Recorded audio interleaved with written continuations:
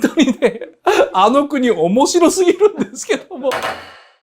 19世紀末にですね、ハンバーガーが誕生してですね、いろんなところがあるんですけども、ひき肉というのはですね、肉屋が鋭い包丁ででかい肉の塊をこそげ取るようにやったんですね。なので、ひき肉って結構作るのが大変だったんですよ。それがですね、このフィラデルフィア万博、19世紀末のフィラデルフィア万博で手回し式のですね、ひき肉機っていうのが発表されたんですね。で、これが万国博で発表されてからね、5年か10年ぐらいでアメリカ中に広まったと。やっぱりね、肉屋さんもすごい苦労してたんですよ。っていうのは、柔らかくて美味しい肉は売れるんだけども、硬い肉とか筋肉とかですね、内臓みたいなものは、やっぱなかなか売れないんですよね。でそれをひき肉にして他の肉と混ぜると、柔らかい肉として売ることができるということで、この万博で発表されたアメリカンチョッパーと言われるですね、あとはパシフィックチョッパーというメーカーもあったそうですが、そういうひき肉機というのがあっという間にですね、アメリカ中に普及しました。19世紀末にはですね、一応焼いたひき肉をパンに挟んだハンバーガーというのが誕生したらしいんですけども、テキサス州アセンズですね。で、同じ頃にですね、ウィスコンシン州シーモア、で、1885年にはニューヨークで、うちが最初だというところがありますし、1900年にはですね、コネチカット州のですね、ニューヘブンというところの店が、うちが元祖だというふうに言ってます。で、こんなふうにアメリカ中にですね、結構うちの町がとか、うちの店が元祖だというところがあるんですけども、ルイーズランチですね、コネチカット州ニューヘブンにある1900年にですね、作ったところです。で、この店はですね、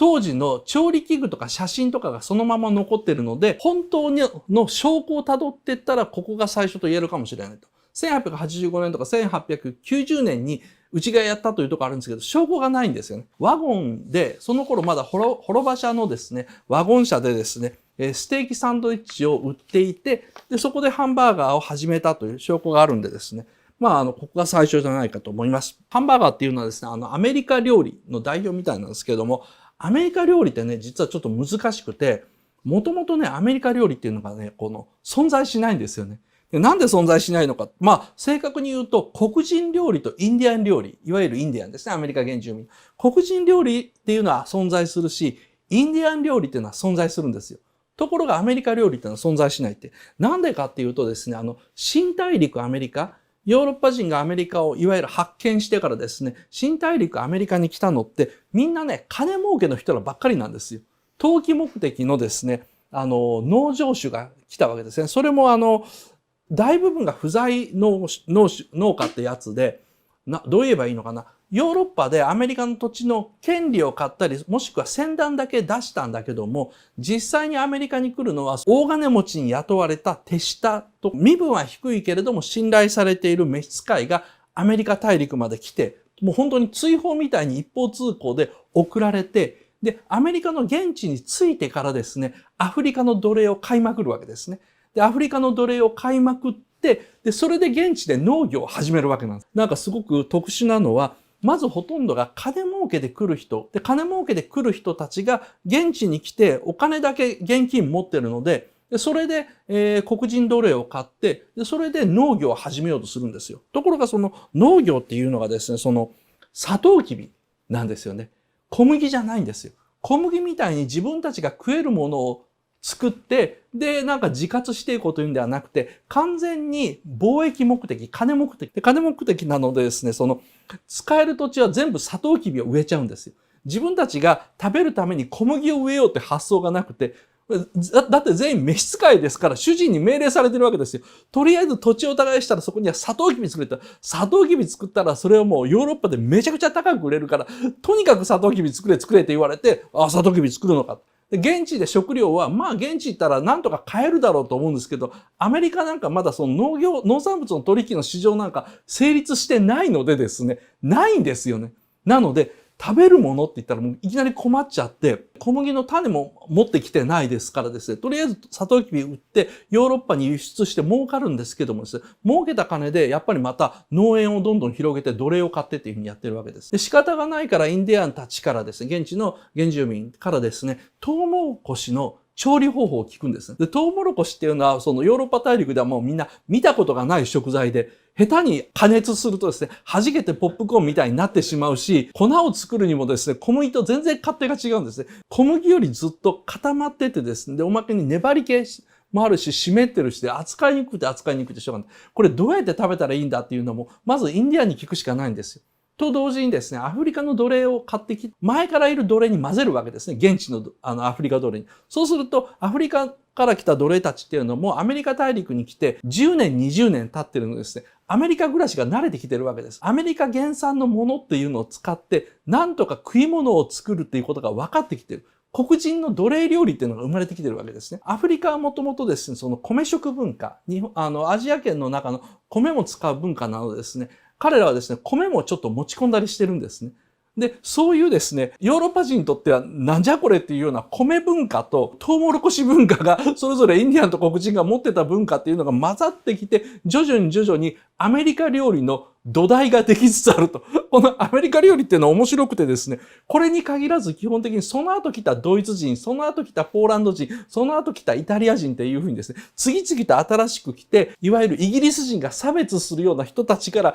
どんどん料理を教えてもらって、その料理を取り入れるんですね。で、もともとあったイギリス料理っていうのはもう影も形もなくなってきて、全部後から来た奴隷とかですね、もしくは貧しい移民たちの料理っていうのが混ざっていってアメリカ料理っていうのができていく。なんかそこら辺が特殊なところだと思います。さっきも言ったようにヨーロッパから来るのは投機目的の商売人の農夫かですね、カソリックの締め付けが厳しくて逃げてきたピューリタンか、正教徒ですね。もうそんなんしかいないんですよ。とにかく圧倒的な料理人不足でもあるんです。これも特殊なところでですね、人がこんなに来てるのに、ヨーロッパ人が食べる小麦がなくて、で、取れる魚もですね、なんかこう肉のバッファローも見たこともない食材ばっかりで、料理人が圧倒的に少ないという状態が、まずアメリカの建国から100年ぐらい続いているわけですね。で、この100年ぐらい続いている状態で、奴隷歴が長い黒人で、現地料理が慣れてる人にですね、トウモロコシとかバッファローの料理をやらせてですね、徐々に黒人が料理を作るようになっていく。つまり、西洋と違って、その、奴隷から上がってきて、家の中に入ってきたハウス奴隷とでも言うのかな。その人たちが、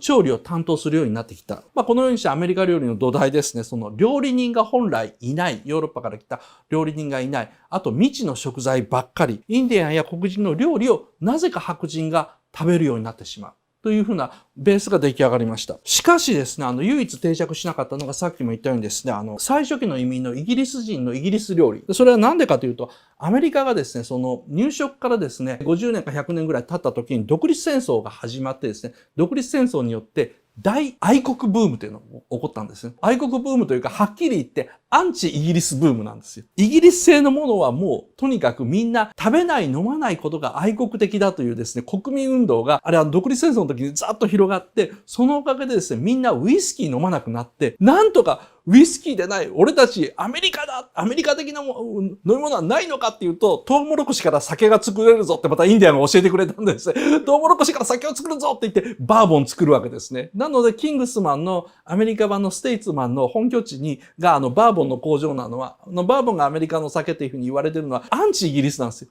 とりあえず一時期ウイスキーを俺たちは一滴も飲まないって言ってて、で、ワインはまだ輸入できてないし、ワインも作れないのでですね、なんとか酒作れないのかと思ってバーボン。で、あと、紅茶もですね、本当に初期のアメリカ人結構飲んでたんですけどもですね、独立戦争のあたりからアメリカ人はですね、意地でも紅茶を飲まなくなって、その結果、まだ未知の飲み物のコーヒーというのをやたら飲むようになったと。なので、その西洋文化の中でですね、最も紅茶を飲まない国、アメリカっていうのが成立したのはですね、このイギリスと独立戦争で、イギリス憎し、メイドインアメリカ万歳という運動がですね、十何年ぐらい続いたらしいんですね。十何年ぐらい続いて、バーボンとコーヒーの国アメリカが出来上がったわけです。しかしですね、ついにそんなアメリカにもですね、本当のアメリカ料理が生まれる時が来ます。それが19世紀末です。万能調味料が現れました。中国とか日本と貿易が始まったヨーロッパ人がびっくりしたんですよね。東洋にはですね、万能調味料があると。この万能調味料とは何かっていうと、例えば彼らはですね、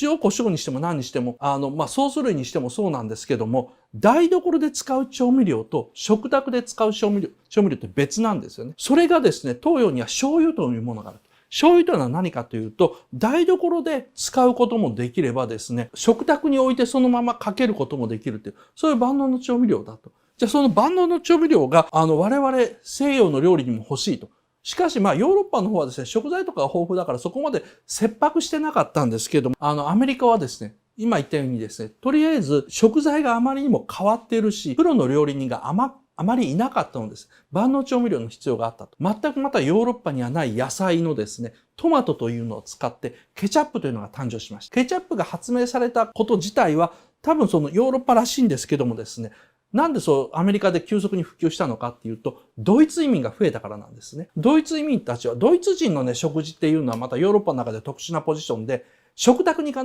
ず酸っぱいものがないとダメなんですよ。まあ、キャベツの酢漬けみたいな、その酸っぱいものがないんですけども、ところがアメリカで手に入るものでですね、酸っぱいものがなかなかないと。で、それでトマトでソースを作ってみて、ケチャップというのを作ったら、これはちゃんと酸っぱいものとして、まあ、ギリいけると。おまけに煮込んでもよし、直接かけてもよしというようなことで、ケチャップがですね、ドイツ人を中心としてアメリカ中に普及したと。で、これで何でもケチャップをかけるとアメリカ料理の基礎ができるわけですね。で、その他ですね、そのドイツ移民たちは他にもっと酸っぱいものないのかというふうなことで、それまでですね、台所でちょっと使う程度だったマスタードというものをですね、テーブルに置いてですね、これもかなり酸っぱいマスタードを使ってガンガン食べるものに乗っけたりすると。つまり、マスタードという、からしという調味料が台所から食卓へ上がってくるようになった。と同時にですね、ピクルスっていうのがまた開発されて、キュウリをとにかく酢漬けしといたら、ドイツ料理っぽくなるよと。とにかく何でもかんでもピクルス入れちまえと。まあ、本当のドイツ料理なんだけど、ドイツ料理にだんだん近づいてくるというようなことで、これが流行り出して、マスタード、ケチャップ、ピクルスっていうですね、いわゆるハンバーガーの3種の神器がようやっと揃い出したわけですね。そこにダメ押しで来たのがですね、南北戦争です。シビルウォーというやつですね。南部のですね、農業主義と北部のですね、工業主義、この2つが戦ったわけですね。ゼミではよく言ってるんですけども、いわゆる奴隷解放戦争というよりは、奴隷ビジネスである巨大農業対奴隷というのを排して黒人を全部消費者にして、で、工場で働ける人手として全て考える、いわゆる工業主義というものの戦いだったわけなんですけど、南北戦争って。それでですね、その北部の工業主義が勝ったので、南部の巨大農園というのはだんだん分割されてアメリカはですね、工業国への道を歩み始めた。何が変わるかというとですね、巨大農地といってもですね、所詮みんなはその農地の周りに住んでるんですよ。だからアメリカ人の大部分はその奴隷を含めてですね、農地の近くに住んでるんですね。で、農地を耕して生きてると。しかし工場っていうのは町の近くにあったり、川の近くにあったりするもんだからですね、家の近くにないんですよ。働く人っていうのは、アメリカの普通の人っていうのはそれまで農地の近くに住んでイコールお昼になったら一回家に帰ってご飯食べて、また農地に行くわけですね。だって近くに住んでるんですから。ところが工場で働くようになったら、行って帰ってきたら、やっぱ電車とかろくに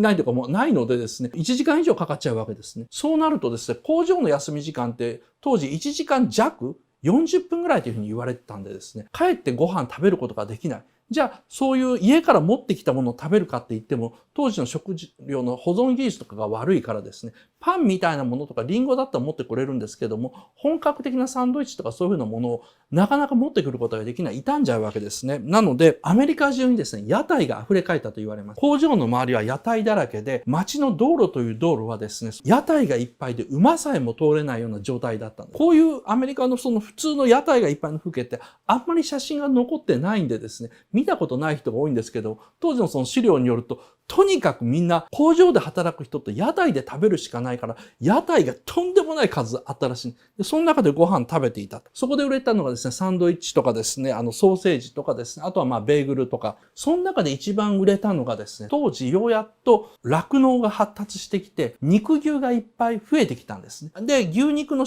漬けとかですね、牛肉をいっぱい使ったビーフサンドイッチっていうのが増えてきて、で、ビーフサンドイッチっていうのをその屋台で売るんですけども、困ったことに、その当時、貧しい人っていうのは歯が揃ってないんですよ。これもまた意外なんですけどもですね。労働者の平均の歯の数4本って言われててですね。本当にね、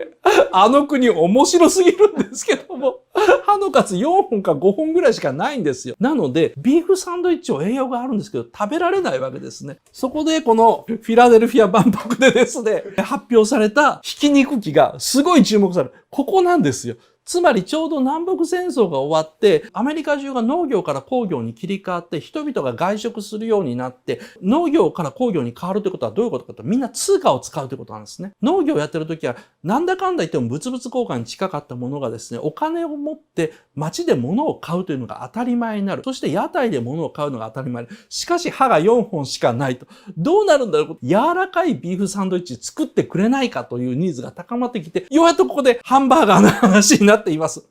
歯磨きしろよという人がですね、今コメントで流れましたが、まだアメリカは歯磨きの時代には達してないのでですね、無理を言わないでください。ひき肉に玉ねぎを混ぜて焼けば安いし、歯が少なくても食べられる。このひき肉料理ですね、アメリカンチョッパーによって作られたひき肉にですね、ケチャップ、マスタード、ピクルスが、よくあったのですね、ついにハンバーガーの誕生ということになるわけです。ハンバーガーをですね、成立させる3要素。成立させるためにはパンと肉だけでいいんですね。というよりね、肉だけでどうもハンバーガーと呼ぶらしいです。1950年代のアメリカ。スタンドバイミーのですね、映画の方にはよくわからないんですけども、スティーブン・ギグの原作読むと、スタンドバイミーの小説の中でですね、少年たちがハンバーガーを買いに行くシーンがあるんですね。でそれは肉屋に行って、ひき肉にいろんなものを詰めて、スパイスを詰めた状態のものをですね、日本で言うとつくねみたいなもんですかね。お鍋に入れるつくねでひき肉の状態で売ってるやつあるじゃないですか。それが鶏のですね、ひき肉と別につくねって売ってる場合ありますね。よく見るとあれの中にはやっぱ香辛料とかですね、あと刻んだネギの香味野菜とか入っている状態、そういうのをつくねとして売ってるんですけども、軟骨とか入ってるやつですね。それと同じようにですね、アメリカでもですね、1950年代ではですね、ひき肉の中にちょっといろいろ混ぜて、そのまま丸めて焼いたら美味しいハンバーガーになるという状態。こういう肉のことをハンバーガーと言ってたらしいんですね。だから正確に言うとハンバーガーを成立させる最低限の要素っていうのは、ハンバーガー肉だけでいいってことになるんですけど、そこまで言っちゃうと、ちょっとすいませんね、どんどんマニアックな関係ない話に流れたんですけども、一応ですね、そのマクドナルドが成立させたですね、ハンバーガーを成立させる要素っていうのは、パンとパテ、肉以外にはですね、マスタード、ケチャップ、ピクルスっていうふうに言われてます。マスタード、ケチャップ、あとピクルス&玉ねぎっていうふうに言うべきなのかな。それまでですね、アメリカでですね、ハンバーガーっていうのはいろんなものを挟んでたんですけども、マクドナルド兄弟がですね、商売本格的に始めた1950年代のマックでですね、もうすでにこのケチャップ、マスタード、あとピクルスと玉ねぎっていうのはですね、すでにもう揃ってたんです。ワンセットにしてハンバーガー、チーズバーガーとして売ってたわけですね。専用のですね、このケチャップにしてもですね、マスタードにしてもですね、専用のディスペンサーがあったんですよ。今のディスペンサーとそんなに変わらないと思うんですけれども、上からケチャップとかマスタードを入れるですね、こんなでかい瓶に横にですね、トリガーがついているもの。このトリガーを引くとですね、三角形のですね、穴からですね、シュッと、ちょっと一滴ずつというかワンプッシュ出るわけです。で、肉の中にマスタードが3点、三角形に行くわけです。で、次にですね、ケチャップを持ってきて、またシュッとやると、この三角形がですね、今度180度回転したですね、逆三角形の下につくと。全部で六角形の位置にケチャップとマスタードがつくわけです。こういう専用ディスペンサーをですね、1950年代、まだまだハンバーガーショップがですね、いわばパンとかにですね、塗るナイフとかでですね、ベタベタと塗ってた時代にですね、もうマクドナルド兄弟はですね、完璧に同じ分量で、どこを食べてもケチャップとマスタードが口の中に入るように、それを配置するようなディスペンサーというのを発明してたわけなんですけどもですね、他のハンバーガー屋ではですね、挟むものがまちまちだった内容を、こういうふうにですね、3つの要素というふうな形でですね、アメリカ中で統一させたのがマクドナルドのすごいところだと思います。実はですね、ハンバーガーっていうのは地方ごとに味が違う。もう本当に日本で言えばお雑煮みたいなもんなんですよ。お雑煮って47都道府県で全部味違うし、その47都道府県の中でも、例えばその北部と南部で味が違うとかですね、西部ではまだこうなってるとかですね、湖の近くではこういう風になってるとか、お雑煮って本当にね、日本国中、本当にね、何百種類ってあるんですけどもですね、それと同じようにですね、アメリカでもですね、実は都市ごとというどころかですね、通り一つ挟んだら、こっちのハンバーガーっていうのは豚肉でなきゃいけない、こっちは牛肉でなきゃいけない、もう本当バラバラだったんですね。それをですね、マクドナルドがですね、一つの形、一つのですね、味にまとめ上げたわけです。香辛料、さっきの3つの要素の中の香辛料の話になると、例えばマスタードでもですね、日本のからしと違ってですね、ハンバーガーとかホットドッグに使うマスタードって、割と酸っぱいんですよね。で、これはドイツ系の移民がですね、食事には酸っぱいものが必要ということで、アメリカ料理のテーブルに並ぶようになる。もともと、そのイギリス料理でもですね、野菜を酢につけるピクルスの原型みたいなものはあったんですけども、